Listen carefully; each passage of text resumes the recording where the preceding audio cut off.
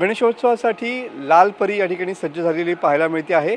कोकण आणि गणेशोत्सव यांचं एक वेगळं नातं आहे आणि त्याच पद्धतीनं चाकरमानी आणि एसटी यांचंही वेगळं नातं आहे आणि त्याच अनुषंगानं यावर्षीच्या गणेशोत्सवासाठी एसटी महामंडळ जे आहे ते सज्ज झालेलं आहे।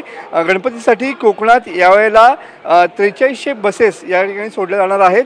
2 सप्टेंबरपासून 17 सप्टेंबरपर्यंत एसटीच्या जादा गाड्या या धावणार आहेत।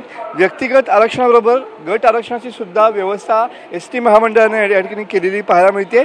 मुंबई, ठाणे, पालघर अशा विभागातून या जादा बस सोडल्या जाणार आहेत।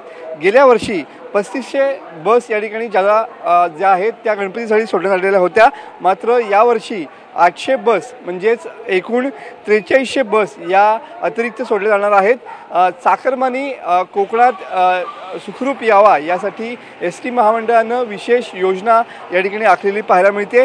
यासाठीचं आरक्षण देखील सुरू झालेलं आहे आणि 2 सप्टेंबरपासून 17 सप्टेंबरपर्यंत या ठिकाणी एसटी महामंडळाच्या माध्यमातून आता जे चाकरमानी आहेत ते गणेशोत्सवासाठी कोकणात येतील यासाठी आरक्षणाची सुविधा सुद्धा एसटी महामंडळानं या ठिकाणी केलेली पाहायला मिळते।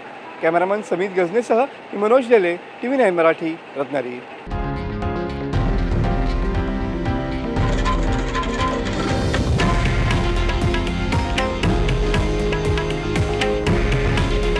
हे आहे देशातील नंबर 1 न्यूज नेटवर्क आणि आपण पाहत आहात TV9 मराठी। काळजी तुमची, हित महाराष्ट्राचं।